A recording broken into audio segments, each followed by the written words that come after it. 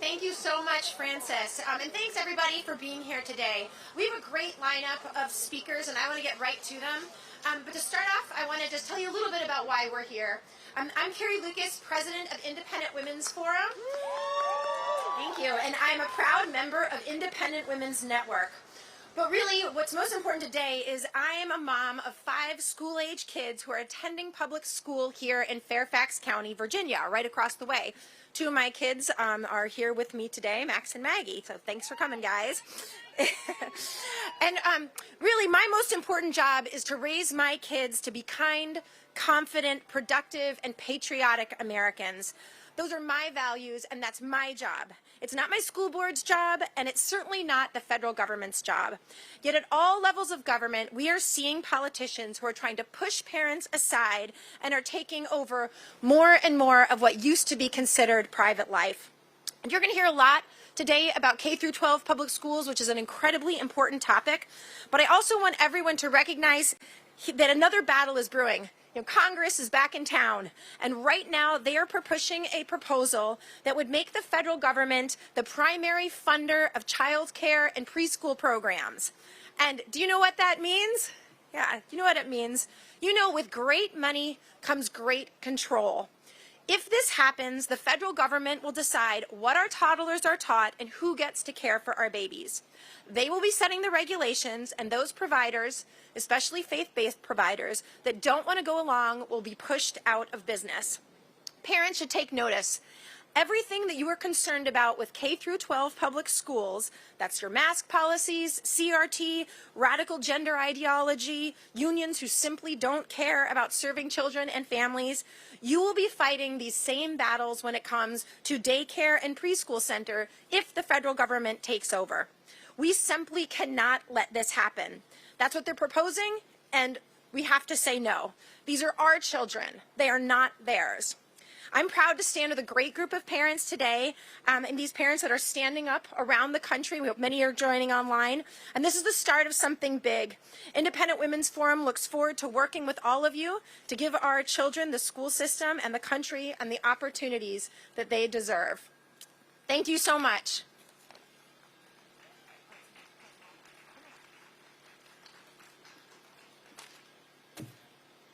Hey everyone. I love being with so many fabulous moms and dads who are fighting to protect their kids.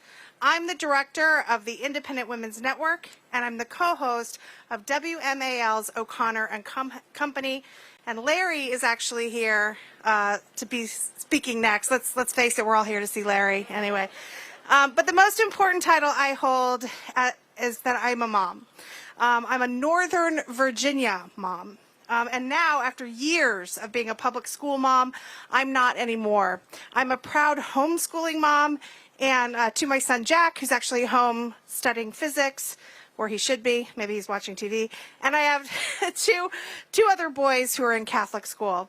Not all parents have the ability to make these changes and embrace these opportunities, which is why I'm fighting for better public schools. But it's more than just schools. I'm fighting for a fairer and freer country. That's why I'm encouraging all of you, this is a bit of a plug for IWN, to join me at the Independent Women's Network. IWN isn't just about getting active. It's about working together, finding fellowship, and making a difference in our communities. At IWN, we offer a ton of resources to help you get involved effectively. We're also starting in-person IWN chapters around the country. If you're ready to start your own chapter, come and talk to an IWN staffer. Angel is here. There she is. You can talk to her. Jenny Avis is here. There she is. And of course, Frances, who just did that great job singing the national anthem. There you are. She is also a vital IWN team member, so find us in the crowd. There are postcards in your bags that you received when you got here that has a special code that you can join at a discount. So go to iwnetwork.com and sign up. I can't wait to have each of you on the network. on our members-only community. I'm excited to stand with you today. I'm here to send a message to the government that I am in charge of my kids, and it's time that they took a seat and stayed in their lane. Thank you.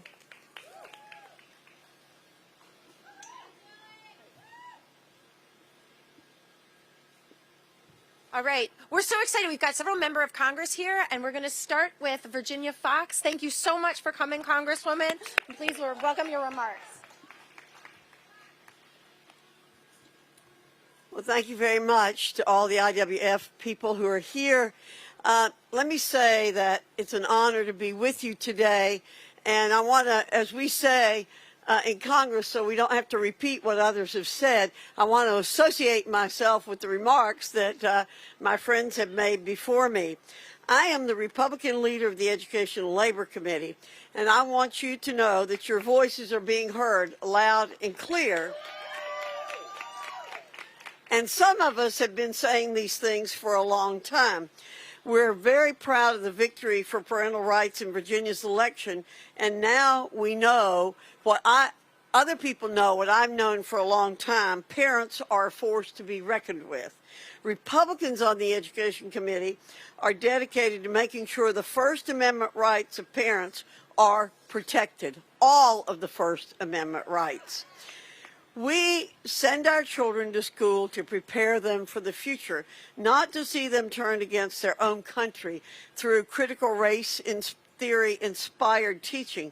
We send our children to school to learn how to read and write, not to expose them to lewd and graphic books in the school library. And we send our children to school expecting them to be safe, not to find out sexual assaults are being covered up out of political convenience. While the left has been focused on infusing school curriculum with progressive dogmas, our children have been falling more and more behind academically, especially during the pandemic. You know, a phrase came to me as we were thinking about this event in terms of the left creating the curriculum and what's happening in terms of children failing.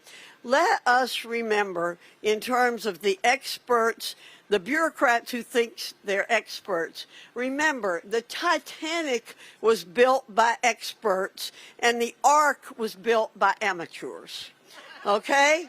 So they may want to say that the parents are amateurs, but we're building the Ark, okay?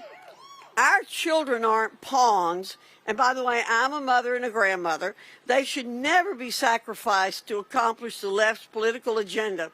When policies stop serving students, they must be reevaluated.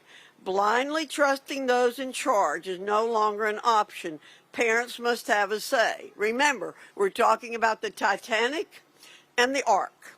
Parental rights are non-negotiable. Americans should never be forced to relinquish their parental rights to the government.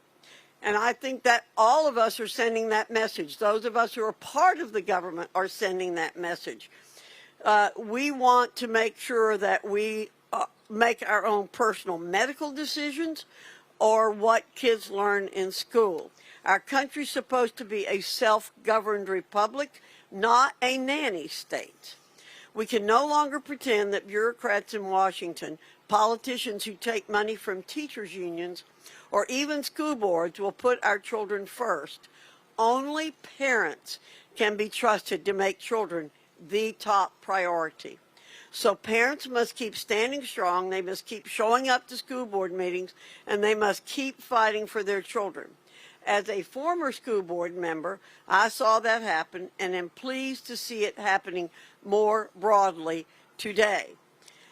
It's time to put our children's safety above politics, their well-being above special interest, and education above ideology. We're ready for a new era in education, one that will better prepare our children for the future and teach them how to be citizens of this great republic. Thank you again for having me. It's an honor.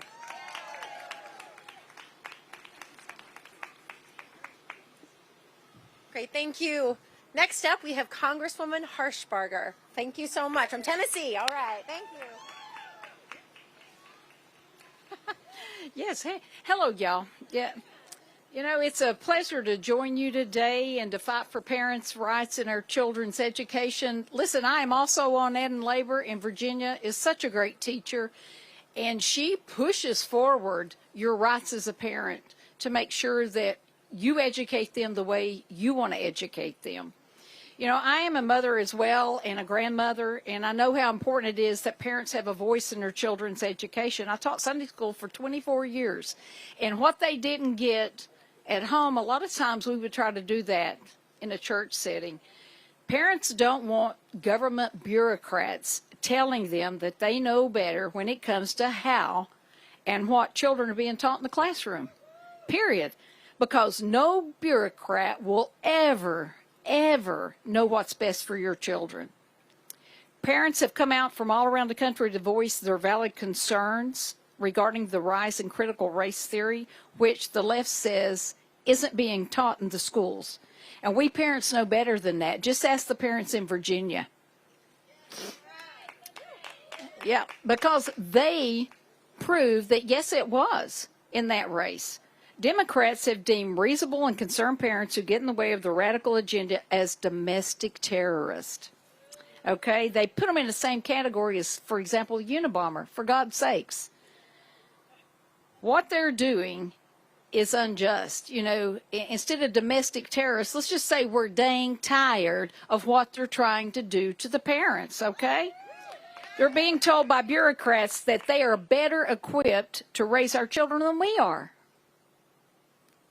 Parents have every right to be deeply concerned about this. This theory is an attempt to divide our nation on the basis of skin color. Those people are the racists. Listen, this manipulates those precious little minds and makes them think. How many times has someone come to me and said, my son came home thinking he was in tears because they think that they've done something wrong, being called the oppressor or being called the oppressed, to say you can't be everything that God designed you to be. It's pathetic. Furthermore, our children are being taught to state their pronouns and question whether they were born a girl or whether they were born a boy. They're trying to manipulate those precious children to question their identity. These ideologies have no place in our country, and especially not in our classrooms. Children are vulnerable to this kind of radical thinking, and it's up to us parents and legislators to do everything we can to prevent it being forced on our youth. You know what's even worse? Teachers' unions have been fighting to keep schools closed amidst the pandemic and our children to wear masks all day. You know, I've been a pharmacist for 35 years. And we know that COVID poses little threat to these young children. And unions want to halt education. And I know as a pharmacist what masks do to these precious little ones. In-person classroom experiences with the teachers and peers is absolutely essential to children's developments. We're already behind as a nation compared to other nations, and we can't get down any further. We cannot let this pandemic stunt our children's academic growth. And I'll continue to be a vocal part of that and fight for the parents and their rights in schools. Big government, which is AKA Big Brother, is threatening the well-being of our children, and I'll not stand for it. Our students are the future of this great nation, and we've got to protect them from this radical indoctrination. And it's our jobs as parents and legislators to protect these precious, treasured trusts from heaven from this indoctrination that the left's designed for them. Just remember this statement, and Ronald Reagan said it best: freedom is never more than one generation away from extinction. And I don't intend to let that happen on my watch. And thank you, guys. And you keep fighting. You know that you have champions in Congress that are going to stand behind you, and they better not mess with Mama Bears.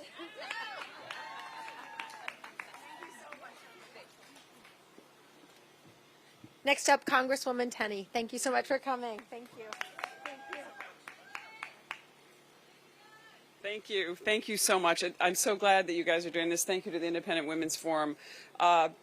I got a big, long speech. I totally echo the sentiments of Virginia Fox, who's a great champion on the education side. My new colleague, Diane Harshberg, obviously you heard from her. You know, this is something we've seen before. And as a mother who was educated in public schools, my son went to the same school on the same bus. You're not going to find too many people who live across the street from the house they grew up in. But I did, and we had a good education. But I see this terrible situation happening, particularly in states like New York. We've seen it in Virginia, which became a national issue. And this is why it's so important that you stand up at this moment, because there was a time in New York when we had Common Core, and we fought back. We, as legislators in the minority, parents fought back against this curriculum. We're at that precipice again, and now is time to fight back. Because though some of us can afford to maybe homeschool because we're not at work, or we can afford to go to private schools, think of the people out there who cannot afford this, and their children are put in this situation where they're being taught critical race theory, where they're being taught to hate each other. Like, I think of these cute Max and Maggie sitting here. Think about how fun school used to be. And I'm getting older. I'm up there in the seniors world. But school was fun. We learned. We didn't talk about what was different and what was, dividing us. We talked about what brought us together and what we could learn, and the love of learning and critical thinking, not critical race theory. And that's why I just see this as so devastating to our children. They're so precious, but they're smart too. They know what's going on. They know things aren't right, and they communicate that to us as parents. So as a legislator, I love that your expression is, I don't co-parent with government, and you never should. I had so many experiences, even in public school, and had I not been a lawyer, a little more aggressive, maybe a little more, had the means to go after them, I went to my school district and said, this isn't right for certain things happening with my child. But there are people out there who cannot. That's why every one of you here today, and all of you standing up, are a voice for these children who do not have the advantages, who are going to be taught these terrible things in school, and they're not going to learn to be independent thinkers. They're not going to learn to be children who are going to grow up and be great citizens, as Virginia Fox referenced, of our self-governing constitutional republic. That's critical. We do not want 1984 here. We don't want a central government. We don't want a central school district. And if you want to know what central school districts and central government looks like, come to New York State, because we have a very powerful state ed department that tends to crowd out the rights of our local school districts, which in the end hurts our parents. And we have people get elected to these school boards who are critically important. They're parents, and yet they feel there's nothing they can do. And I think Virginia alluded to it, or Ms. Lucas alluded to it earlier. When there's so much money, that gives power, and power is taken away from you. New York has among the highest property taxes, among the highest per pupil rate to teach our students, but yet look at New York City. The very, very small fraction even can pass a math test or even have basic reading skills after the literally tens of millions, billions that we put into the education. So I'm just pleased today to be here. We're going to continue to fight. I know that you've been labeled as domestic terrorists. I haven't heard the Unabomber in a while. That's certainly interesting. And I'm very concerned also as a lawyer, and where I'm in a profession where I'm held to a standard, and a standard of ethics. And yet our top lawyer in this nation, our Attorney General, has been engaging with the National School Boards Association in a memo to try to label you as domestic terrorists. That is completely offensive. It is offensive, and it is also unethical, and it's inappropriate under our system of government. We should never have a government that is vilifying our own people, using the power and the money of our government to do that. And unfortunately, we've seen that in some time. I just wanted to close with a quote from Nelson Mandela, of all people, and why it's so important dealing with our children, and why this love of learning and the love of going to school and the help that our schools can provide our children and to our families and our communities, while parents still have a say. He says, no one is born hating another person because of the color of his skin, or his background, or his religion. People must learn to hate. People must learn to hate, and if they can learn to hate, they can be taught to love. For love comes more naturally to the human heart than its opposite. So don't let this education system teach our children to hate. Teach them to love each other. Teach them to care. Teach them to be mentors to children in their communities. I have to tell you, my last, just a personal story on this. My son went to public schools. I never imagined he would ever, end up being admitted and going to the U.S. Naval Academy. He's now serving as a Marine, and very proud of him. Through public school system, we were concerned. But I'll tell you what he wrote his essay on as a student. He wrote it on the mentoring program that I got him involved with, where he helped students in school who were disadvantaged, who had trouble with math and reading. And at first I kind of dragged him there. You know how that goes. He ended up loving it, and he loved being a mentor. So when you're out there, and not just parents, have your children be mentors to other children in the school, and be kind to them and set them on the right path. And I'm just so glad you're doing this. I really appreciate your theme and what you're doing. We're going to continue to fight for you. You have some real tough mama bears out here fighting for you, between me, Diane Harshberger, Virginia Fox, and so many others out there. We are going to fight for you. Come to us. Give us what you need us to talk about and what to say and what to advocate for, and we will be there. So thanks again, and God bless you. I'm really honored to speak here.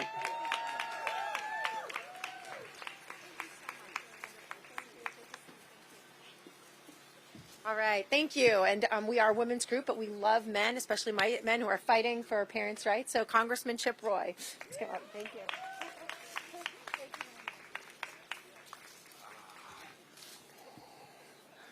Well, thank you all. Thanks for being out here. This is such an important topic, and I'm honored to participate with so many of my colleagues and so many great folks in this organization that are fighting for parents, for women, for kids, more importantly for freedom and for our way of life. It's great to see many friends here.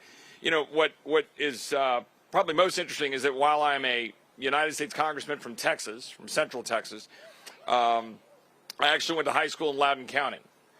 And I went to high school at Loudoun Valley High School in Purcellville, Virginia, and graduated in 1990, a few decades ago. But so what happened there in May, and then what happened there again in October, hit home. It was very personal. There are friends of mine who still live in Loudoun County, and so I got on the horn and was trying to talk to folks. And I got to know and talk to Scott Smith, the father of the young lady who was first assaulted in May, and sought his guidance about how I should approach this subject. Because when we had the Attorney General of the United States for the House Judiciary Committee, I wanted to take him to task. And so I basically got Scott's permission to take him to task. Let me just say that what we saw unfold in Virginia is happening all across the country. And it's happening all across the country because of y'all and because of truth seekers demonstrating to the American people what's actually happening in our schools. This pandemic has obviously harmed a lot of people in many respects. The government's response may have harmed more people than the actual pandemic. But importantly, one thing that we've gotten out of this is the veil has been lifted on a corrupt education system teaching our children that America is evil. And that couldn't be more important for the future of this country and the health of our republic and the health of democracy. Our children are our responsibility as parents. I'm the proud father of a 12-year-old son and a 10-year-old daughter. And everything about what my wife, Karen, and I do is dedicated to raising them to be fearful of God and to believe in liberty and to love their neighbors and to try to leave a country better than they found it. That's what we focus on all the time. That's why my wife and I, despite being products of K through law school, public education system, now scrimp and save to send our kids to a private classical Christian school. But we shouldn't have to do that. We shouldn't. We should be in control of our schools. And that's why right now the most important thing we can be doing is taking back our school boards, taking back our schools across this country, reinstating in our children the proper understanding and respect for the history and the greatness of this country unapologetically, and making sure that they are being raised according to the values that parents want them to be raised to. Not bureaucrats, not a school board that feels entitled to teach my child what he or she believes, but rather what we believe as people. Not what the Secretary of Education says, not what the National Association of School Boards say, but rather what parents say. I want to just thank the Independent Women's Forum for doing this, but also just standing up as a strong voice for women across America. You know, every time you speak out in the House Judiciary Committee, for example, in defense of the Texas heartbeat bill, as I did on the House Judiciary Committee, you get accused of not being able to speak for women. Well, I represent a lot of women, and I represent my wife, and I represent a lot of conservative women in my district who don't like being told that the views of radical leftists in this building are their views. And so I'm proud to stand up in defense of those women. I'm proud to represent them.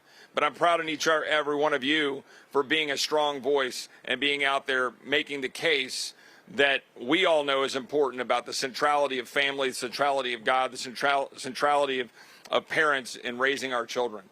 I'll just close by saying that, you know, I was blessed to go down to the University of Virginia a few weeks ago. That's where I went. That's my undergraduate institution. And I spoke in defense of Thomas Jefferson.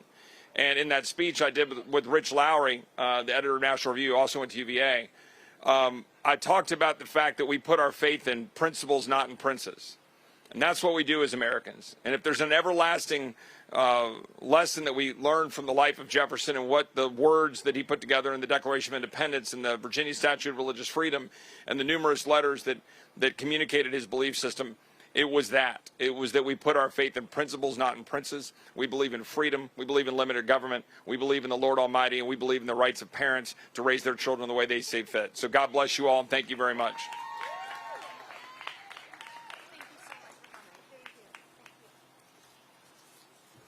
Great, thank you. Next up is Congresswoman Hartzler. Thank you, from Missouri. Thank you so much. Hey. Well, what a beautiful day and what an encouraging sight to see so many great patriots out here standing up for their children and for America. I am a wife, I'm a mother, I'm a former public school teacher who is conservative and believes in teaching accurate history and our foundational principles. And I'm also so very, very proud of you. I want to thank you for standing up for your kids and for America. You know, too long, the liberal elites have used the education system as a method to indoctrinate our kids and to raise up a new generation of voters that believes and thinks like they believe the world should be thought of. And if there's anything positive that has come out of COVID is that the veil has been lifted and that parents have seen what is being taught to their kids and they say, no more, no more. This is not what we want my son, my daughter to be taught, and we're going to take back our schools. You know, Abraham Lincoln was correct when he said that the philosophy of one generation that is taught to our children will become the philosophy of the government in the next generation.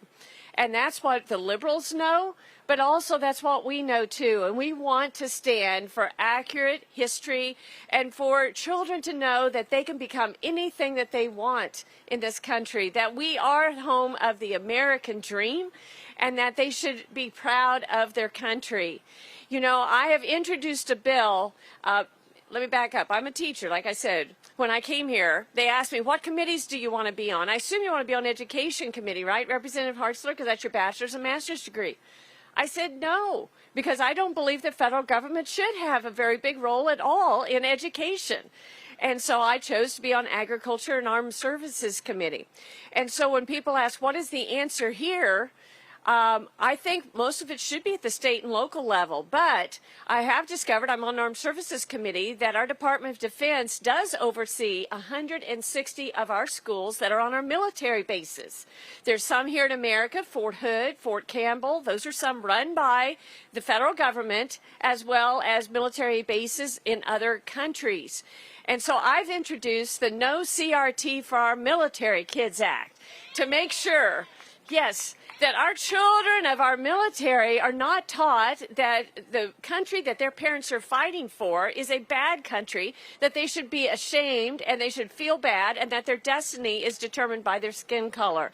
And so we're going to continue to advocate here at the federal level in Congress for what we can to make sure CRT is stopped and dead in its tracks here.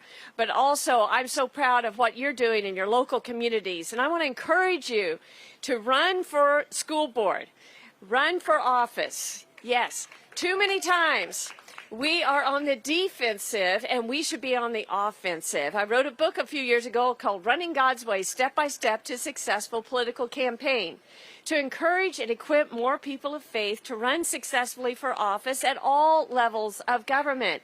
Because so many times, as we know, the cultural battles are taking place at the local level.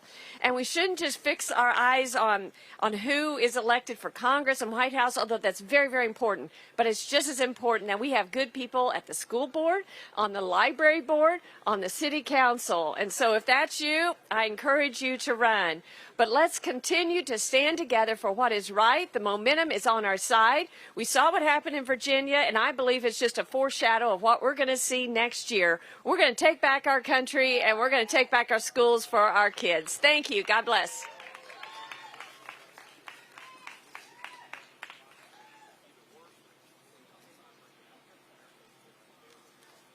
And I hate going after members of Congress. I am Nikki Neely. I am the president and founder of Parents Defending Education.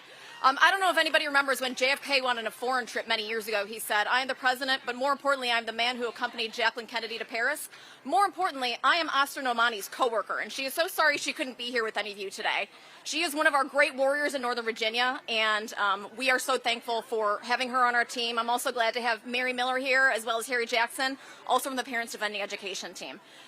We are a national membership organization that gives parents the knowledge and the tools they need to get involved in their children's education.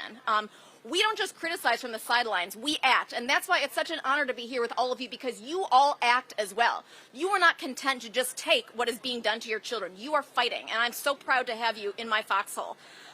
We wouldn't be in this if we thought that all we could do is get on Facebook and do a bunch of complaining. We get out in the community, we try to make things happen.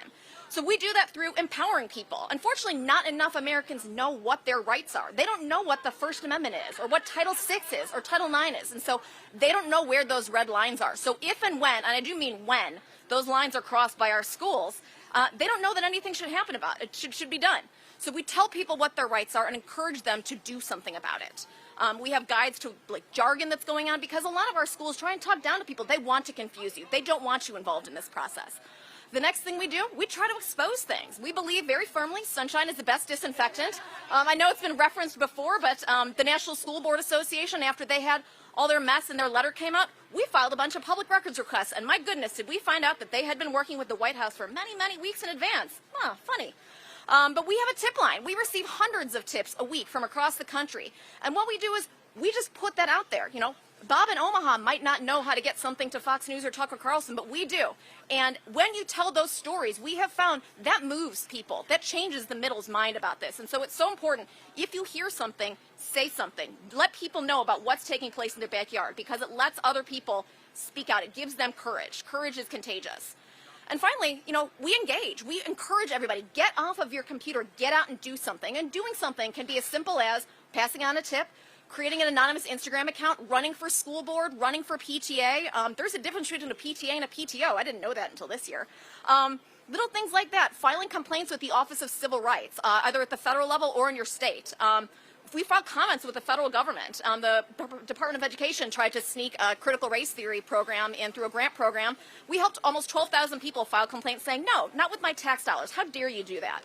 And we also file lawsuits. Right now we have 2 open lawsuits, one in the city of New York, where some activists wanted to inject more race into the decision-making process for the specialized high school program because they felt that it was not racist enough.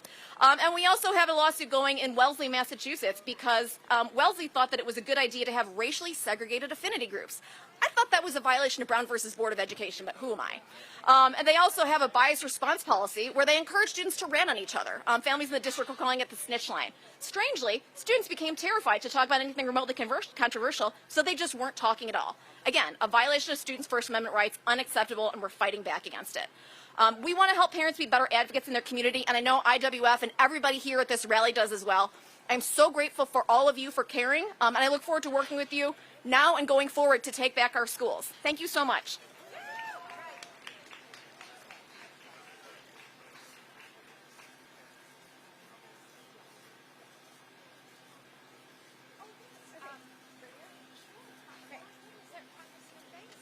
Okay, wonderful. Oh, terrific. All right. Well, thank you so much, Nikki. And I'm going to invite Congressman Banks to come up and join us on stage. Thank you so so much for coming. Thank you, thank you, thank you. As the chairman of the Republican Study Committee, the largest conservative caucus on Capitol here, I'm here to tell you that Republicans, more than ever before, are the party of parents. How about that? We're the party that puts parents first in our agenda. And when we win back the majority, which I promise you Republicans are going to win back the majority in the midterm election next year, we are going to fight against those who want to take parents out of the classroom. I want to tell you that this week I am introducing a bill along with my friend Senator Ted Cruz in the Senate that will ban vaccine mandates on school children. How about that?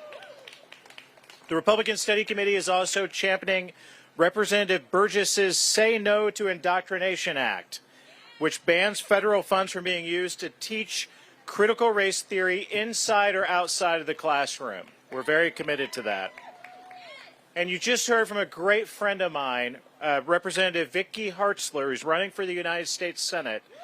I'm also supporting, and Republican Study Committee supports, her bill, the No Critical Race Theory for Our Military Kids Act, that ensures military schools and the Pentagon are not promoting critical race theory. Look, my friends, parents have a right to know what their kids are taught.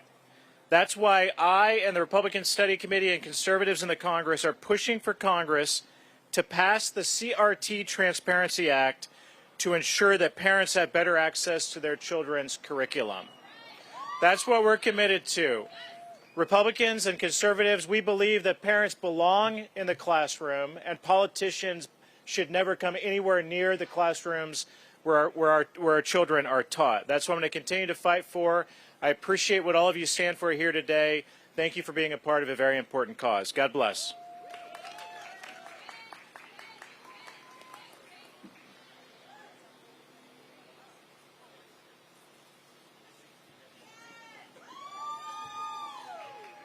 Hello, my name is Ian Pryor. I'm the executive director of Fight for Schools, and I live in Loudoun County. And as Congressman Roy said, you know, Loudoun County is really a microcosm of what's going on all across the country.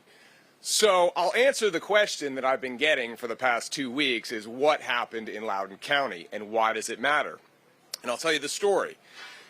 Really, it started last year when you had a group of parents that started organizing, and they started to go to school board meetings, write to their school board members, write to their state legislators about trying to get schools reopened. At the same time, you had other parents that were sitting at home, working from home, seeing what their kids were learning, how they were being taught, and they started looking into what was going on in Loudoun County Public Schools. But it really hit an inflection point in March of this year when you had a private, viewpoint-restricted, closed Facebook group that included 6 school board members, the Soros-backed Commonwealth Attorney, which is our prosecutor, a member of the Board of Supervisors, and dozens of teachers and school administrators. And one of our government officials suggested that there needed to be pushback against people that were opposed to the utilization of critical race theory concepts in school. What happened after that was essentially McCarthyism. They started listing dozens of parents for, I guess, not being sufficiently woke. You ended up getting parents on that list, up to 70, that were opposed to critical race theory, but most of them just wanted schools to be reopened. They were going through school board minutes to see who said what, putting things in there. You know, this person's concerned with the First Amendment. Oh, God forbid somebody goes to the school board and speaks up for teachers and students in the First Amendment. And, you know, I found myself on that list. And I also found that a lot of those parents really had had enough, and they walked into the wrong bar. So what we did was we started Fight for Schools, and I call it the Back Deck Pack because really the idea came when a bunch of parents, some of whom had never met before, met on a back deck and said, listen, the problem here with school board elections is that nobody pays attention. And so I suggested, having worked in politics before, let's set up a political action committee that works locally in Loudoun County to engage in school board elections so that we can communicate who stands for what. I mean, you're going to get your flyer saying this person wants more recess, but what do they really stand for? You never know until they get into power. And the first mission that we had was to try and remove those school board members that were in that group. And so we started a petition pursuant to Virginia law, and we started collecting signatures. And what we saw during that time was a growing movement. And I always like to say, you need to activate, investigate, and communicate. And so in addition to going out and gathering signatures to try and legally remove these school board members for violating the law and their own code of conduct, we really started to become a watchdog organization. Loudoun County Public Schools would say, we don't use critical race theory. Oh, here's the bill that says you do when you trained teachers on it last May. And here's the PowerPoint that's all about critical race theory, talking about how Western liberalism, meritocracy, and equal opportunity perpetuate systemic racism. That does not sound like something that should be going on in our schools. They said, well, they're lying. That was one time. Well, here's an email from the last superintendent that says, yes, critical race theory concepts do align with our teacher trainings and our social justice instruction. And so the continued mistakes from these bureaucrats just kept adding fuel to the fire. They put a teacher on leave for going to speak at a school board meeting about a proposed policy. He was speaking as a citizen. Now, that case went on all summer. He sued the school, Loudoun County Public Schools. He won at the circuit court, won at the Supreme Court, and just yesterday he settled with the county, who now has to pay him $20,000 in legal fees, removed that suspension from his record. Oh, and he's still part of a lawsuit challenging the transgender policy that they initially put him on suspension for. So, great job for the First Amendment right there. And throughout all of this, we never really could have gained the traction we gained without the continued missteps, like I said, from these bureaucrats. Shutting down public comment because of applause. That's a First Amendment right. I'm sorry that they don't like that we're not applauding for, what they stand for. And of course, what we learned in October was that there was a sexual assault in a bathroom in May.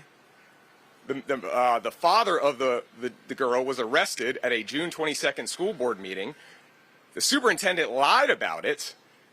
The school board did nothing to correct the record, allowed the kid to go to a different school where he just pled no contest yesterday to a second sexual assault. So they covered it up, lied about it, all to pass their political agenda. That has no place in our schools.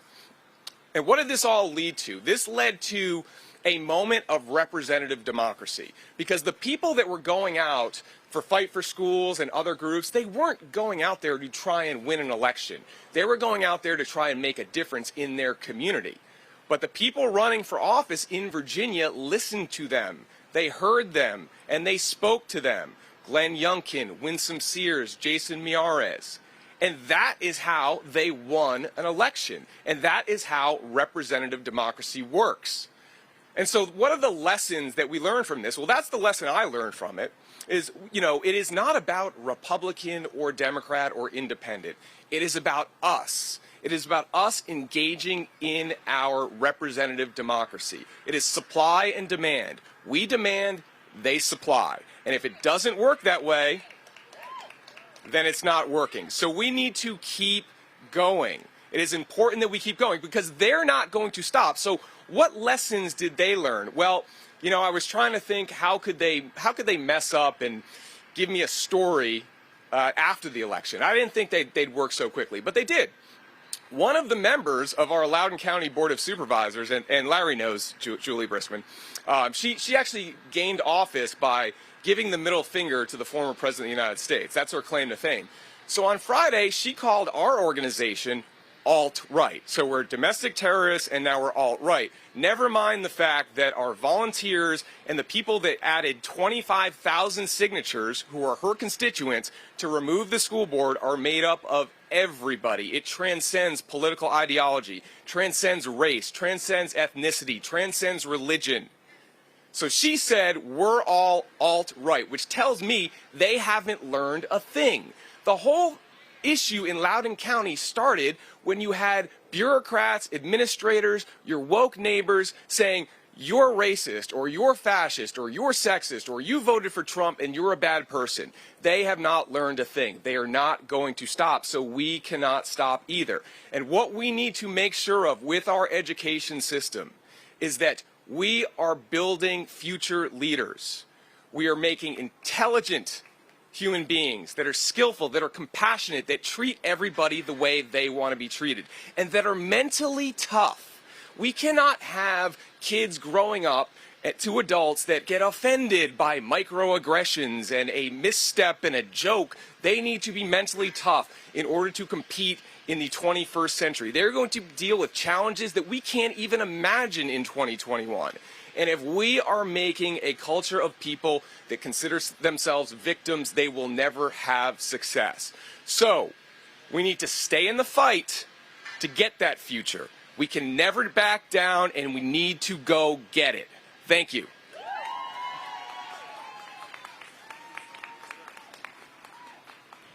All right. Thank you so much, Ian. Representative Carol Miller. Thank you.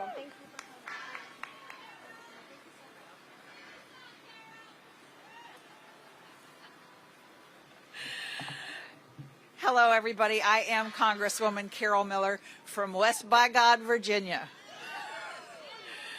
And it's so exciting to see so many of you all out here and the precious children whose hands are probably absolutely freezing while they hold those signs because it's chilly. I am a mother and a grandmother, and I know the challenges that you all face every day. Our children are impacted by the people who they're around daily. I know that because I certified to teach a long time ago, and because I ended up working at home and managing real estate and apartments and things like that. I was a stay-at-home mother. I never knew how many feet were going to be under my table at night for dinner. But I will tell you, I always had enough food for everybody, and they had certain laws. The rules at the house were you can't come to the table with a hat on, had to wear a shirt, you had to say grace, and when you finished, you said, "Thank you for a nice dinner, may I be excused?" And those kids are now adults raising their children the same way because they learned it from another adult. And you know, a big part of their education, of course, is their teachers. And that's the problem because they're in school every single day, and it's heartbreaking to see what's happened because our children are now not taught the skills of how to think, but instead they're being taught what to think. And as parents, we don't like what's happening right now because the overbearing liberal activists and politicians are trying to impose this terrible radical agenda on our children, and they want to exclude parents from the conversation. And we definitely need to be part of that conversation.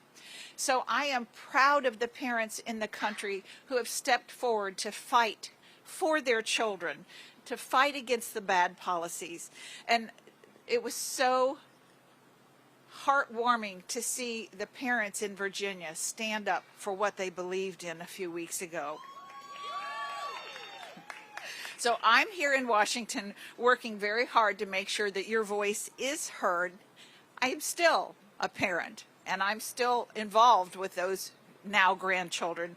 I read to them, I sing to them, I do all the things you want to do with your children, because it's important that we remain a strong voice in our children's life. So I'm very brief, but I want to thank you all for being here today on this gorgeous, chilly day and for standing up for your children, for your beliefs, and for the future of our country. God bless you all. Thank you.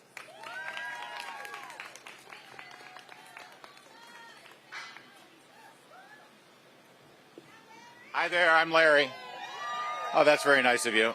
I'm Larry O'Connor. I'm the morning show host on WMAL here in the Washington area, and a columnist at townhall.com. And well, because we do radio in Washington, D.C., Northern Virginia is sort of, our local story. So we've been talking about everything that's happened at these school board meetings well before anybody announced their candidacy, by the way, for the governor's race. This has been going on, as Ian said, for well over a year now.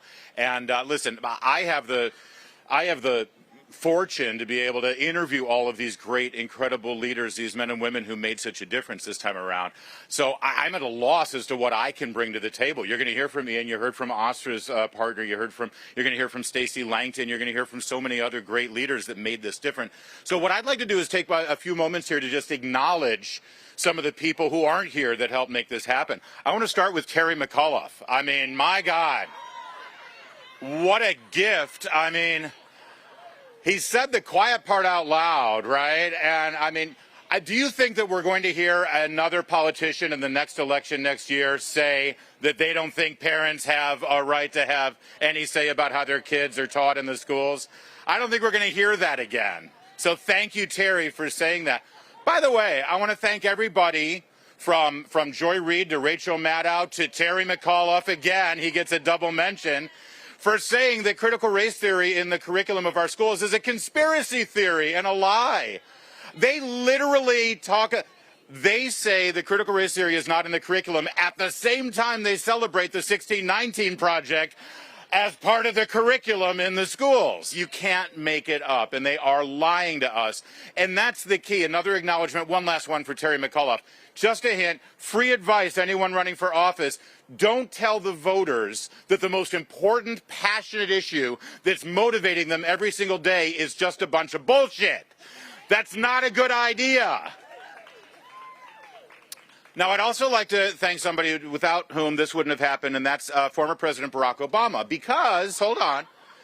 Because for 8 years we were told that we were to honor, celebrate, and almost deify the idea of community organizing, right? But that was his main qualification. Oh my God, how dare you criticize community organizing? And they were right. Community organizing is great when it's for our causes. And what you see around you right now is community organizing. What you saw in those school board meetings is community organizing. What you're going to see from this point forward is community organizing. So thank you for teaching us a valuable lesson about that.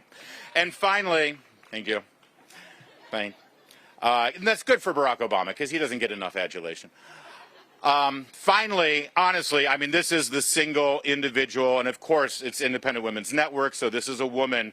Without this woman, none of this would have been possible, none of it at all. Let's hear it for Randi Weingarten, the president of the American Federation of Teachers. I mean, she's the one who Terry brought in to seal the deal, that final rally. She made a difference. She moved the needle because I think, Youngkin won by 2 points. It probably would have been close. Much closer than that, but Randi Weingarten made the difference. And I wanted to sort of dwell on this for a quick moment because this is, again, free advice. You know, don't tell voters that their main issue is bullshit, number one. Number two, really important free advice. Stop accepting endorsements from the teachers' unions. What we need to do to turn this around and really make this conversation go back to the parents and back to, think about this for a minute. How Orwellian does this get? They're public schools, they tell us, but you, the members of the public, don't have a say in what goes on in the public schools. They're not public schools. They're government-run schools until we get a seat at the table again. Let's get back to the place where any check that is delivered to a person who works in that building that is signed by the American Federation of Teachers or the National Education Association, that is a poison pill.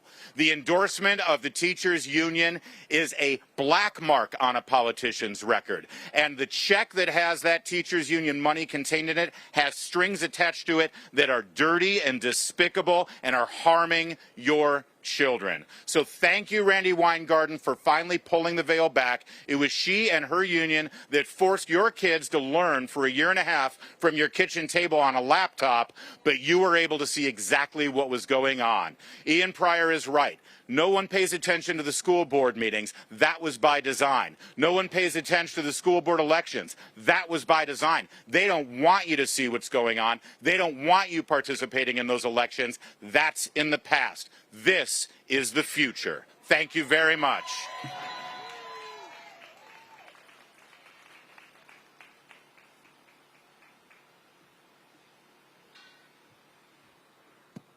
Larry's tall. I just first wanted to say thank you so much to the IWF for inviting me here today, because it's an honor to be included with all of you. For those of you who don't know, my name is Stacy Langton, and I am a mother of 6 children. I have 4 children in private Catholic school, and I have 2 children in Fairfax County Public Schools. And I went to my school board meeting on September 23rd because I found pornography and pedophilia in my son's high school library at Fairfax High School. Now, that wasn't well received by my school board, and they did not give me any accountability or even receive the message. They cut my mic, cut the feed, and fled the room. That wasn't the reaction I was looking for. It wasn't how it went in my head. And, you know, I didn't go to the school board meeting that night thinking about the election. The election never occurred to me. I didn't go there thinking I was going to swing the election for Glenn Youngkin, but that's what happened. So I'm happy about that. I'm thrilled because, like Larry said, let's thank Terry McAuliffe for making the gaffe that he did that night at the debate and saying that we're not going to let parents go into the libraries and start pulling books off the shelves. And we're not going to let parents tell schools what they should teach. Well, excuse me, Terry McAuliffe, but pornography in the presence of minor children is illegal. And it shouldn't have been in the library in the first place. And I take great offense also to former President Barack Obama telling me and telling other parents that my outrage is faux. No, it isn't, President Obama. It is not faux. It is illegal. And I'm not going to stop until I get some answers and until I get the accountability from Fairfax County. We don't have that yet. It's amazing to me that last Monday night in Spotsylvania County, some other parents took pornography that was in their libraries to their school board meeting, 2 other books which I've never heard of, and they got instant accountability. Their school board voted on the spot 6-0 to pull those 2 books and to do an audit of all of their library holdings. Now, hey, the system works, right? Where is my school board's action? They've done nothing. So I won't stop. But here's the problem. It's not just about, the idea that parents shouldn't have a say. There is an active movement happening in this nation, in every state, in a lot of school boards, by the school board members to intimidate parents from speaking up at all. It's a thing, and it's happening. And it's happening to me.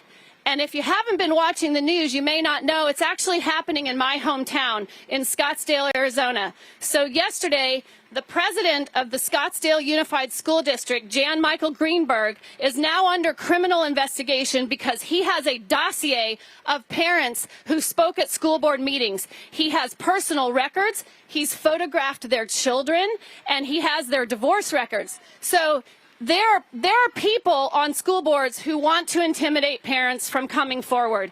And it's also happened to me here. I have threats against my family and against my children, but I will not be silenced and I will not be intimidated. And even yesterday, I was told that I should not come and speak at this event. But here I am. So, parents, never doubt for a second that local action on your part can equal national impact. Now, there's one more thing I want to say today, and that's about the materials themselves. What I found in the libraries is not just a local problem. It isn't just in Fairfax County. It isn't in Loudoun County. It's everywhere. This is a national effort. It was put into our system by I know not who. I'm starting to understand it may have something to do with the American Library Association, but until I get the answers, I don't quite know exactly what the mechanism is. Who is the entity? Who pays for these materials? It seems to me that it is a coordinated effort because it's national, but there's a problem. The biggest criticism of my action in coming forward to expose this has come from the LGBTQ community. They are saying that I am anti-gay. They are saying that I'm here because I'm somehow opposed to the LGBTQ community. I am not. I would have come forward at my school board meeting and said all of the things I said if the characters depicted in those illustrations had been heterosexual. Okay? It's not about the gender of the characters engaged in the sex act. It's not about the sexual orientation of the characters that were engaged in the sex acts. It's never been about that. And I'm going to tell you a little something right now that I have not revealed publicly until today. I am the adult child of a gay parent. My mother, Gail, was a lesbian. So I actually was raised in the gay community. So I am one of them.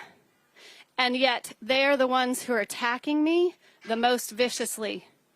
My mother, God rest her soul, has passed away 5 years ago, but I can tell you that she would be mortified by the behavior and the things that my family has been subjected to since I spoke at my school board meeting. She would disavow her community because of the threats that have been made against her 6 grandchildren. And it shouldn't be happening like this. Because you know what? Porn in front of minors at school is bad. Porn is wrong. It's illegal in the presence of minors, and nobody should be defending it.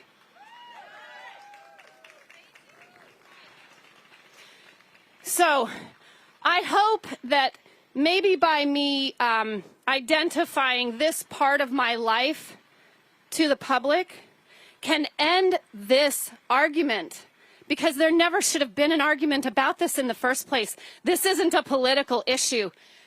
I have parents come to me who are liberals. I have Democrat parents come to me and say, we are with you. We don't want our kids looking at pornography at the school library. The book was on the shelf in the comic book section next to the Avengers, next to Superman, next to the Black Panther. Do you want your child stumbling across this X-rated material accidentally? No. People of goodwill and common decency do not. So let's work together, because it's not about right or left.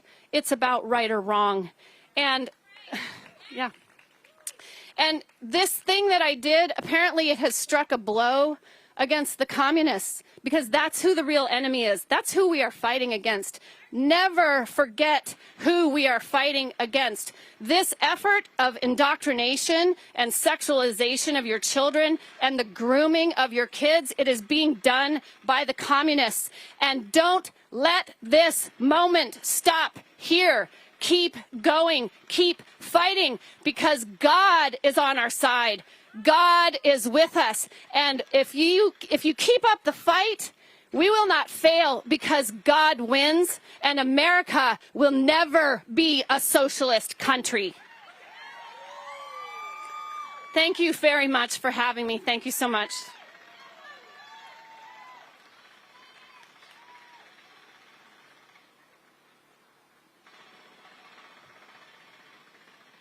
Thank you, Independent Women Forum and Tea Party Patriots, for inviting me here today. I'm Dr. Kat Lindley. I'm a mother of 5 and a family physician in Texas. I believe that this has been the longest 15 days to stop the spread for all of us. But one good thing that happened is that parents got together. It is important for parents like us to be a voice for our children. So far, we have learned that some of the mandates that we had to go through have actually been harmful for our children. Some consequences that arose from that are anxiety, depression, rise in suicide, drop in IQs. We also learned that our children need the bottom half of our face. They need to see it to process emotions, to process speech patterns. It is important for parents like us to be their voice, to actually weigh the risk and benefits of every decision that's made by people in power. Our children need to live life. They need hugs, they need sports, they need arts, they need to have fun. Our job as parents is to be active participants in their education and to demand transparency and accountability. As an immigrant of this great country, I just want to leave you with some last words. Our job as parents is to teach our children to love America again, to love its liberty, its freedom of choice, and its unique spirit of independence and curiosity. Thank you, guys.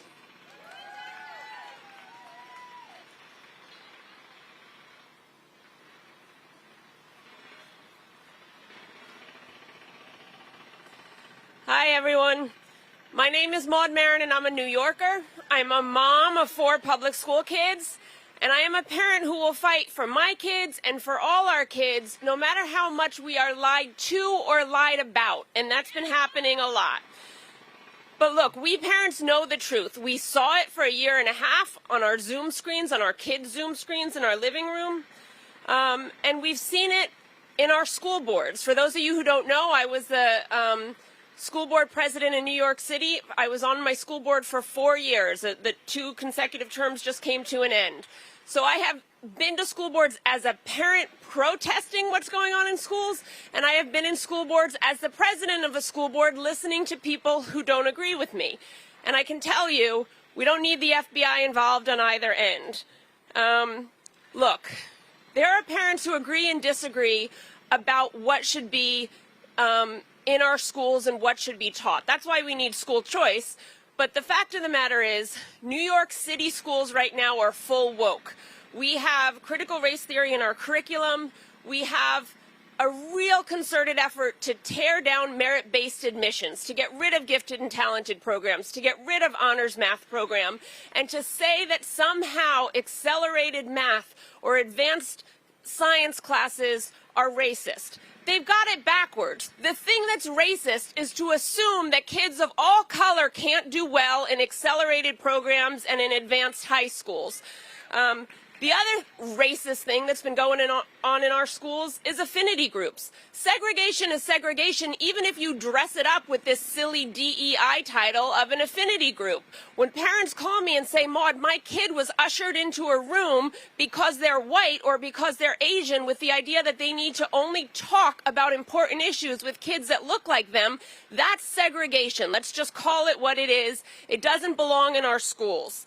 So look, what I really think is I understand that not every parent agrees with me with what they want for their kids' education. That's fine, but that's why we need school choice. If you want a school with more CRT and more gender ideology, I think you're nuts, but that's your choice. I, on the other hand, don't want my young children being told that they might not really be a boy or might not really be a girl, so I should be able to send my children to a public school where they're treated, their human dignity, where they're treated with respect, and where they learn how to read and how to write, something that the New York City public school system has struggled mightily with. But look, a few days ago, I know I'm in D.C., but I'm going to make a New York City point here. A few days ago, our mayor met with an activist who is from an organization that was out on the streets last summer in our city, burning things and breaking down windows and making a big mess of our city. And that activist told our mayor, our future mayor, Mayor-elect Adams, that if he implemented the policies he campaigned on to improve public safety and reduce gun violence in New York City, that activist told our mayor-elect that there would be bloodshed and riots and fires in our streets. And here is my question as I stand down here in D.C. Merrick Garland, when you got this silly letter with no facts in it from the NSBA saying that parents speaking up at school boards were domestic terrorists, instead of laughing and throwing that piece of paper in the garbage can as you should have, you wrote back a letter saying you were going to create a federal task force. Well, when we have activists in New York telling our mayor-elect that there will be bloodshed and riots in our streets if he implements the policies he campaigned on, you know, where's the letter for that task force, Merrick Garland? Why aren't we hearing about the task force that's going to keep our cities safe from the kind of riots and violence that we experienced last summer? So I'd like to, say to Attorney General Merrick Garland, your silence is deafening. I hear it loud and clear. Finally, I'm going to say this. I am talking to parents here from the West Coast and from DC and from all over the place, and it's fantastic. And it tells me something about 2022. 2022 has a whole lot of elections coming up, and I am a lifelong Democrat. I haven't agreed with every single congressperson about every single thing that's been set up here, but when they're talking about education and the rights of parents to be involved in their kids' education, I agree 1,000%. And that's what I think anyone running for office, and I've done it, I know it's hard, anyone who's running for office needs to understand the old lines are breaking down. Parents are going to cross party lines, and parents are going to make decisions that are best for their kids. I'll close on this. Because I ran for office and because I was on my school board, a lot of parents would come up to me and ask who they should be voting for in the elections that just passed in New York. And one of the questions that always delighted me was when parents who had not been very politically active would say, did that person take money from the UFT? And I would tell them yes or no, because I paid attention to that. And if they were endorsed by the UFT, they would say, well, then now I know who to not vote for, because I am not voting for the people who shut down our kids' schools and put our kids last. So parents, Republicans, Democrats, unaffiliated, independents, if there's still a Green Party, any parent out there who cares about their kids' education is going to pay attention to who's really looking out for our kids and standing up for our kids. I know I will be, and I look forward to working with all the parents who are going to do the same. Thank you.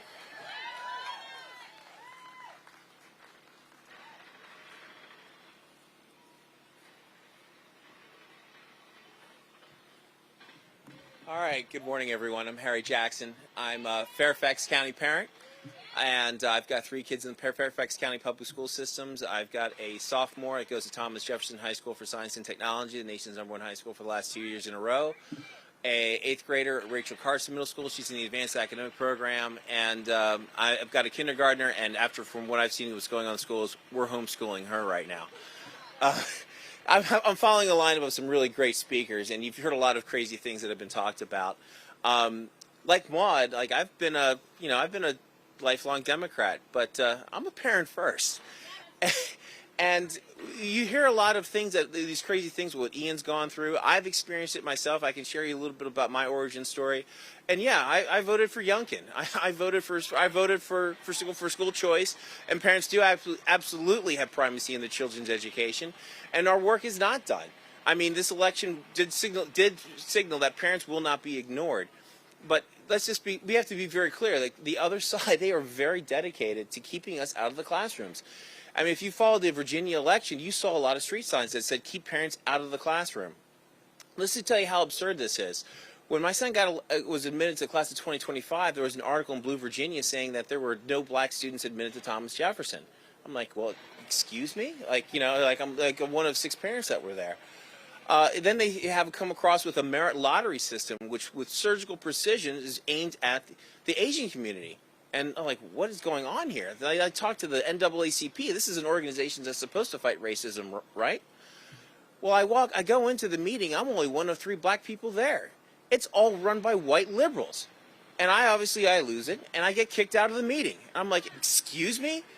And then I'm called a segregationist. I'm like,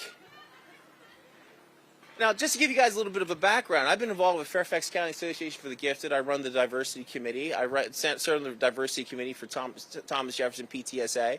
I also work with the Black Student Fund. Oh, yeah, and by the way, I was elected as the first president of the Thomas Jefferson Parent Student Teacher Association. Yeah, right? So talk about a racist organization, right? So they want to use the term as a parent. You have to be encouraged. They're going to call you a racist. Now, okay. They're going to call you a racist. If that doesn't work, then they're going to call you a terrorist. And even when you fight against critical race theory or critical race theory pedagogy, and then worse yet, you start fighting against pedophilia material. And I saw Stacey Langton talk about earlier.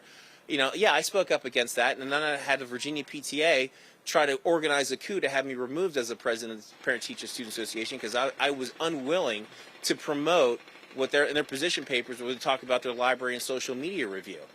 And I'm a parent first, as I said before. I have to share you guys, especially with this book of the pedophilia material in the school libraries. This is a very serious issue. I'm pretending to be a private person, but I had a nephew when he was 11 years old. He got kidnapped. And we had to, he had to get tested 4 times a year for HIV. And the perpetrator not only kidnapped him, but he kidnapped another young child. Now, fortunately, my nephew, and it affected him to this day. He has mental health issues. The other child that was kidnapped, he wasn't so lucky. He did contract HIV. So this is very serious. This is a very serious scenario. You should not be putting in material in school libraries that pushes boundaries in children and lets them be susceptible to grooming for predators. And what's worse and very concerning is that not only do you argue have these books pulled from the library and they want to mock parents for it, you actually have activists trying to argue to put them back in.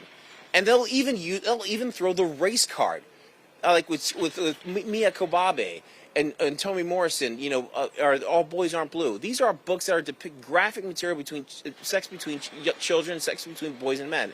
It's absolutely wrong. So I'm not going to end the fight. I'm still going to be involved. And thank you for Parents Defending Education for having me come on board as an advocate to empower parents. And we do need school choice. And I think that's about it. Thank you, everyone.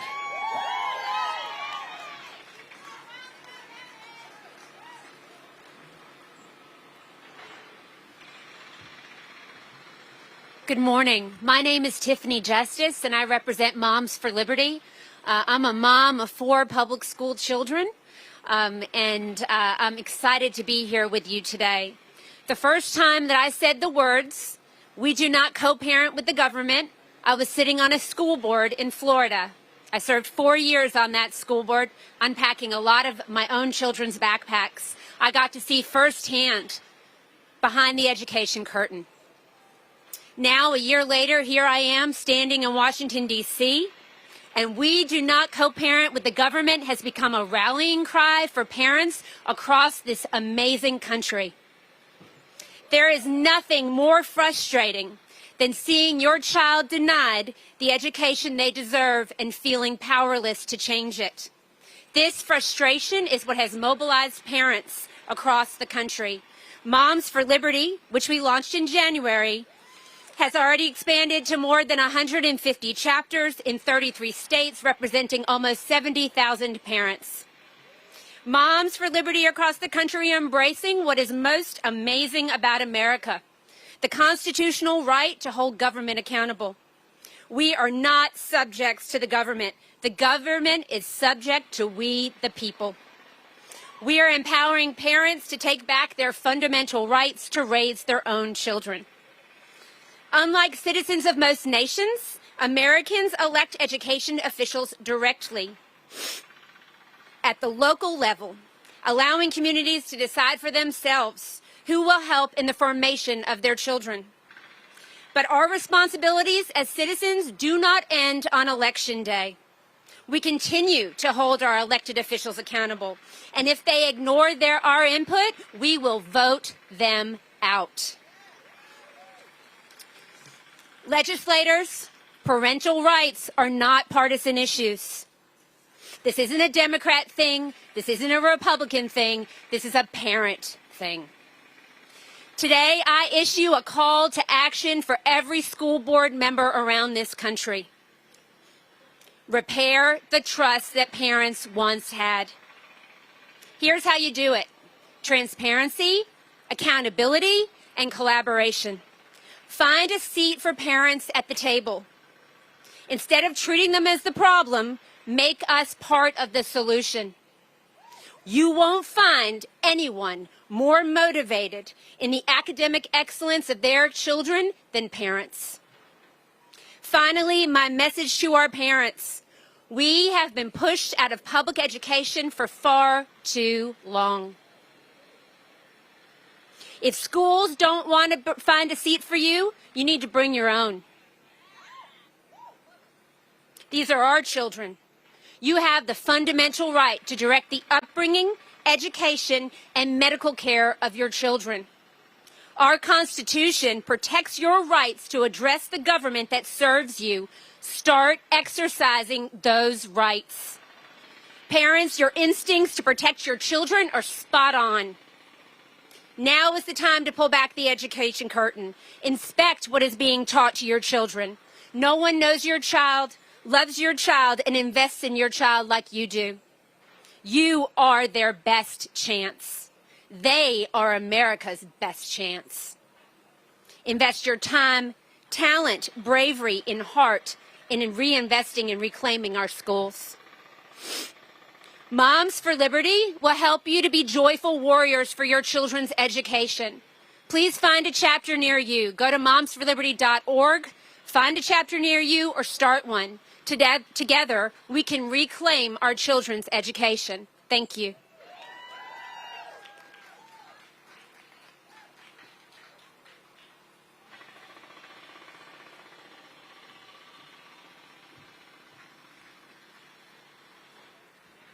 My name is Xi Van Fleet. I'm an immigrant from China. I spent my entire school years in Chinese Cultural Revolution.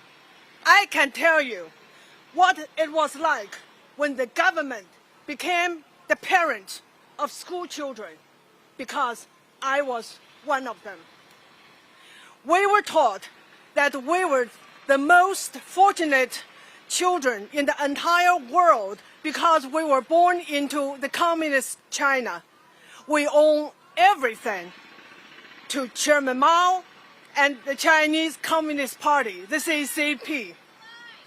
And they were our true parents. One of the popular songs we sang was, "Father is dear, mother is dear, but neither is as dear as Chairman Mao."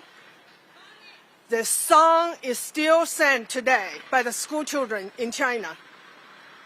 Why did CCP want to play the role of parents? Because they understood to control education is to control the future. From the day CCP took power, the government took over the ownership of all Chinese children. Parents have no say regarding what should be taught and how. Schools were turned into indoctrination factories, and the CCP's giant brainwash machine has never stopped working.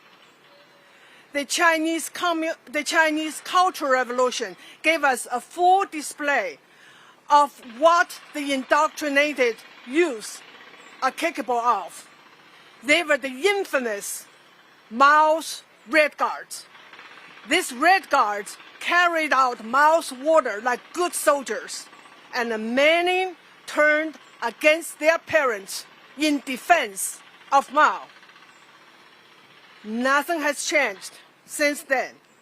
In Xi Jinping's own words, the goal of the Chinese education system today is to prepare builders and successors for the Chinese socialist cause.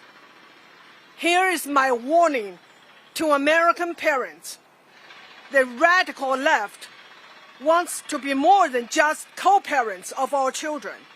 They want to be the parents of our children, just like Mao and the CCP. The radical left has already been so successful in turning our children into Red Guards.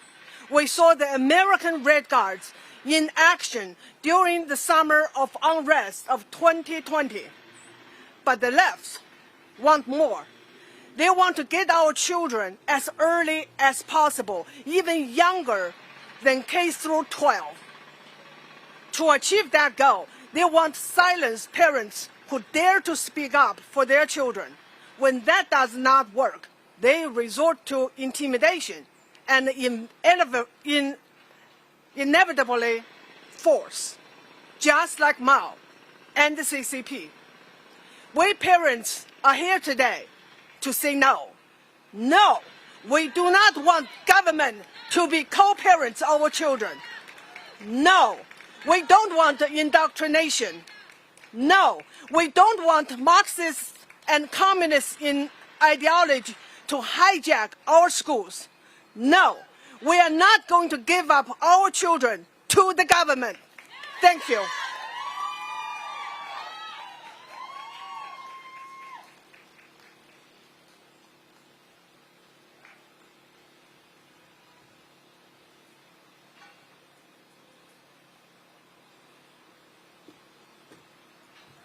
I wore the wrong shoes here today.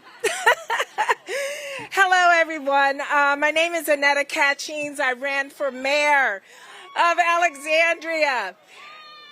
I cannot tell you how good it feels to stand here and know that we elected Glenn Youngkin and Winsome Sears and Mayares.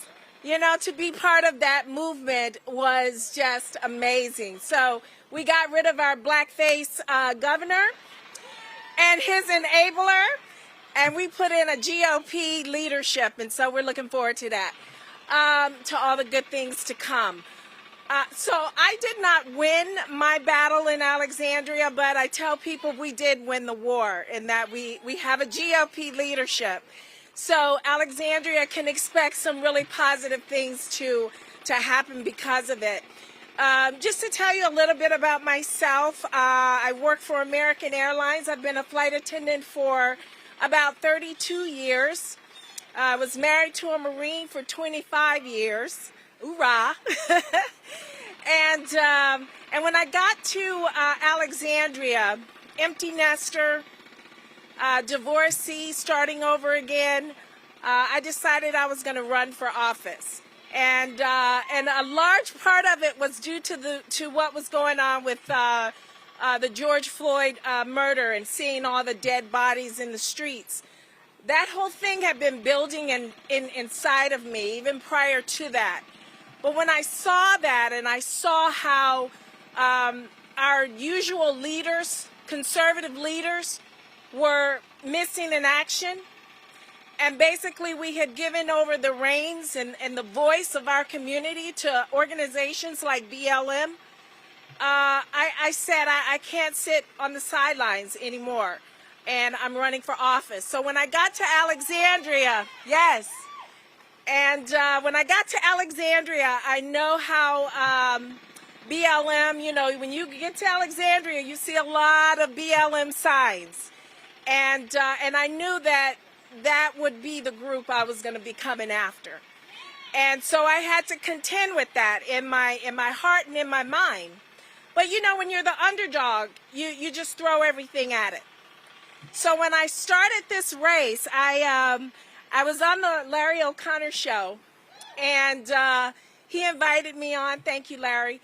And I talked about, I was out with a lot of Democrat women, parents, who were holding signs saying, open ACPS. Parents want a choice, right? Didn't matter to me if they were liberal or conservatives. It was the right thing to do. And I remember BLM coming to one of the rallies. And, you know, usually BLM and Democrats are in bed with each other. So some of the parents were just like really shocked by it, and they were wondering why were they there. But aside from that, I want to say this. I was out there because it was the right thing to do. BLM, those groups advocating, the teacher unions, all of those organizations that were pushing the goalposts back, keeping our kids out of school, they were literally making criminals out of them. They were, because our kids were in the streets, our high-risk kids were in the streets with nothing to do. And they came back into the school system as criminals with records now. And nowhere can we say that was an unintended consequence. They knew what they were doing. They did not care because this was part of the big plan, right? So I start, you know, I'm in this race, and I'm gonna close this up because I can get long-winded here. But I was in that race. I started it advocating for kids. At the end of my race, we were holding up signs saying, return our SROs. And those are student resource officers. Again, city council knew what they were doing. They knew that by pulling those police officers out of the schools, they were going to see an uptick in crime. They knew that. And why did they do it? Who knows? Who cares? But I am so proud to be here with two of my friends here, Liz and Colleen, and they led a parents group talk about the fire that in the belly that God is putting in all of us. They led a parents group that challenged not only the school board, but our city council to refund our police. So along with my campaign, yes, my campaign echoed their sentiments. And together we were able to refund our police. And thanks to Youngkin, that seems to be something that we no longer have to fight, because I think he's going to make it mandatory to have them in the schools now. But I am just so pleased to be part of that movement. Talk about what parents can do. So I just wanted to recognize them out there. But guys, I want to close with this, talking about CRT. I think, years ago, I was fighting CRT and I didn't even know it. This was back in 2000. And when Obama says this is trumped up in our heads, it's not trumped up. It's not trumped up, and we all know it. My son had been asking me, Mom, let me test for the gifted program. And I tell him no, because he had a problem with self-disciplining himself. And I didn't want him going into that program, disrupting the process. So once he got to middle school, he asked me again. We were in San Onofre, California. And I said, okay, I'll let you test. So I go in, I talk to the administrator. I said, I want him to test for the gifted program. And she said, okay. So she gives me a sheet of paper. At the end of that paper, you're to arrive at, let's call it 17 points, right? And so I'm looking at this format, and she says, okay, if a teacher recommends him, he gets 5 points. If he's black, he gets 4 points. If English is not his first language, he gets these many points. And I looked at her and I said, we don't want any of those points. I just want him to come in, take the test, and if he passes, he gets in. And so she said, well, you're not going to get the 5 points that the teacher, that you would get if the teacher recommends. So don't you want the points for being black? And I said, no.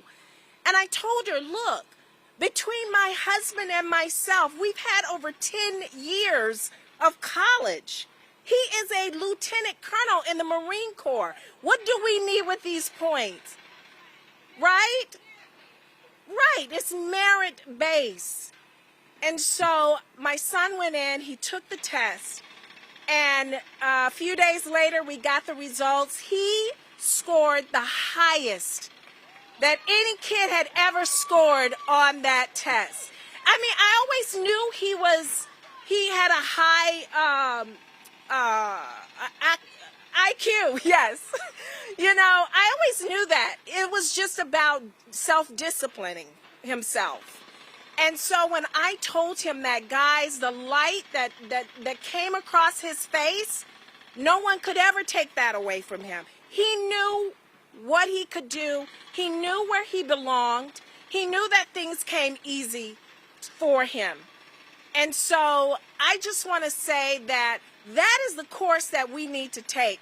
I don't want government coming in and telling my kid that you're not in control of your destiny, that you're not an agent of your own life, and that even if you work hard and you make good choices, because of the color of your skin, you're not going to do as well as this kid over here.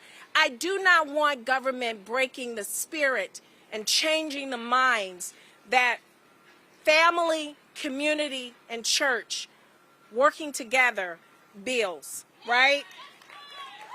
So I'm wrapping it up. Thank you for listening to me, guys, and I appreciate your attention and your time. Thank you.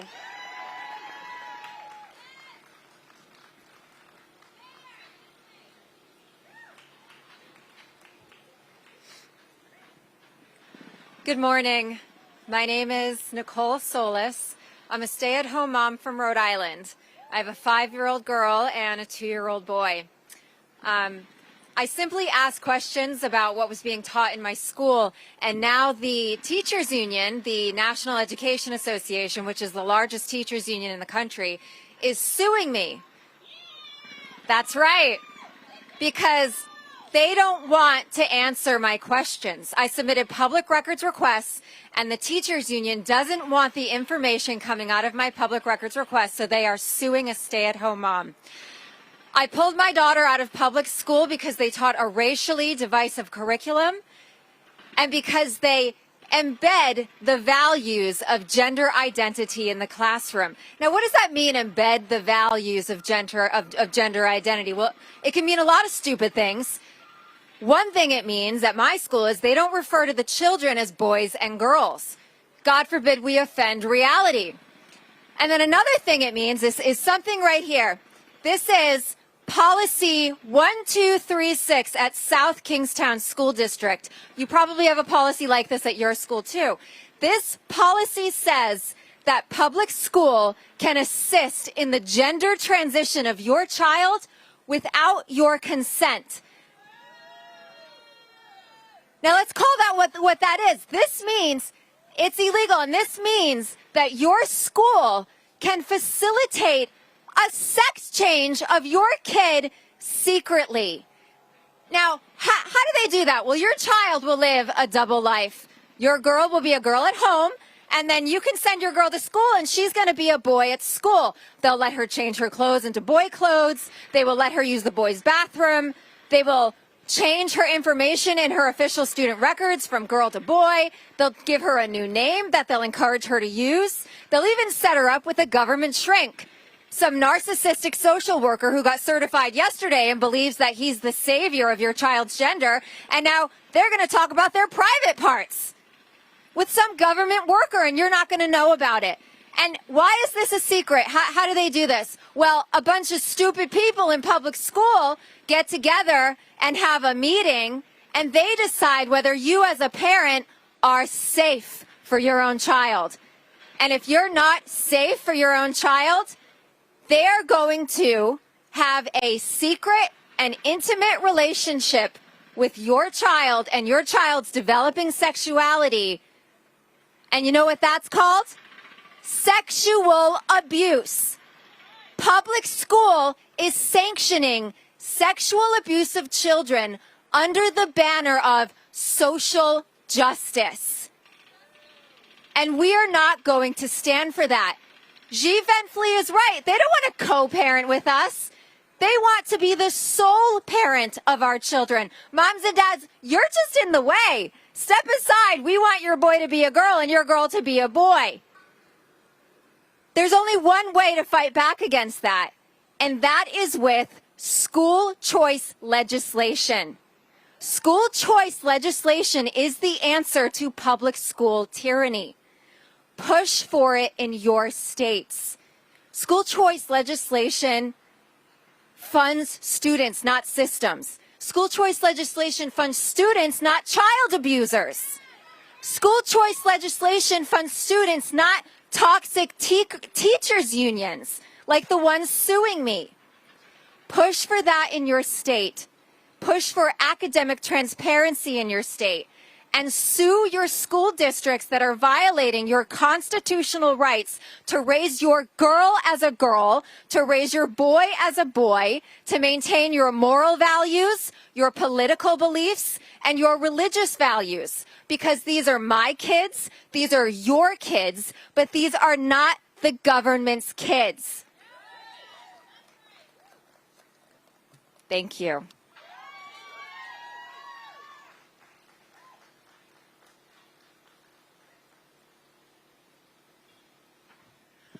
My name is Jenny Gentles, and I'm a contributor to the wonderful Independent Women's Network. Everyone should sign up. A school choice advocate and a mother of 2 school-aged girls. Parents deserve power over their children's education. We've been hearing this all morning, and it's an exciting message that's true. For too long, the existing education system in our country prioritized the needs and desires of its employees.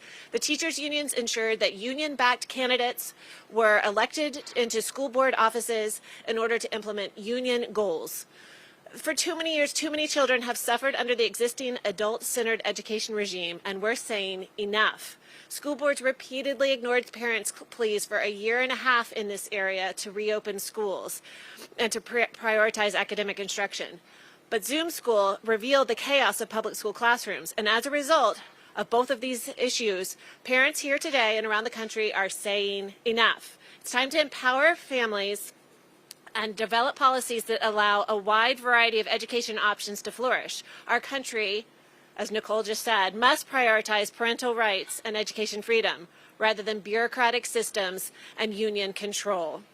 I live just across the Potomac River in Arlington, Virginia, and like many communities around the country, we experienced over a year of closed schools, disastrous remote learning, misspent emergency federal funding, refusal to meet the needs of children with disabilities, lowered academic standards, and a school board determined to ignore the impact of learning loss on students from low-income households. My school district closed in March of 2020 and didn't reopen until spring of 2021, when students were allowed to attend just for 2 shortened school days a week. This was unacceptable. My family story has a happy ending, though. I pulled my children out of the public school system and enrolled them in a small faith-based private school this year. It's wonderful, and my kids are thriving. The dedicated teachers and caring principal create a patient and positive atmosphere for students. Communication with parents is open and frequent. Academic instruction is transparent. The school even provided extra textbooks to keep at home for daily homework. So I am so thankful that my children are receiving an excellent education in a safe, caring environment. This experience has inspired me to fight even harder for school choice, because all students should have access to a quality education that allows them to develop their unique talents and acquire the knowledge and skills and values necessary to lead a fulfilling life. Over the last year, IWF has received hundreds of stories from families who suffered during COVID-era closures and are eager for expanded school choice options. Also, over the last year, support for school choice among K-12 public school parents has increased from 67% to 80%. It's time for local, state, and federal officials to listen to parents. Unfortunately, that's happening. Parents are running for school board. States have expanded or introduced new school choice programs, and close to 20 state legislators have expanded or introduced new school choice programs in close to 20 states, and members of Congress are crafting a Parents' Bill of Rights. Also, hundreds of lawmakers from around the country are signing an Education Freedom Pledge. This can be found at edfreedompledge.com. And these lawmakers are pledging to support policies that promote parental rights in education and educational freedom. I encourage all governors and state legislators and members of Congress to sign the pledge as well. Please let parents and students know that they will be prioritized from now on. Parents' voices matter. Children's education matters. Let's put kids first. Fund students, not systems.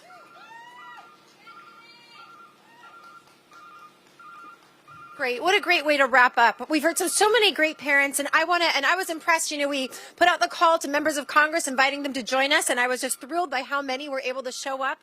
To close out, I want to read, we got a statement from U.S. Senator Marsha Blackburn, who really wanted to be here, but I think it really encapsulates what we're talking about. She writes, "When we look back at the Biden presidency, I have a feeling we'll see a theme. Every single thing this administration has tried to do depended on the government forcing itself where it does not belong. Between business owners and their customers, between patients and their doctors, between parents and their kids. What's worse, all of these scenarios have something else in common. In every case, the bureaucratic activists in charge use the full force of government to try to intimidate and the people into silence. You all had a front row seat as they called on radical activists and biased members of the mainstream media to turn up the volume and transform American classrooms into a stump for political posturing. Their goal was to distract you, to drown out dissent, and to scare you into submission. Well, I'm happy to see that plan failed, because there's something we understand that these entrenched bureaucrats never will. The government is not a co-parent. Your rights as parents are under attack, which means now is your time to be more loud and more energized than the radical left. It's time to let Joe Biden and the Democrats know that nothing can replace the bond between a parent and their child. It's time to take a stand. But don't just do it for yourself. Do it for your kids, for your neighbors' kids. And they need an advocate, and you are the best people for the job. Thank you for being here and for keeping the faith." So that was from Senator Marsha Blackburn, but that's a great way to end. Thank you all for being here, and we look forward to working with you in the future.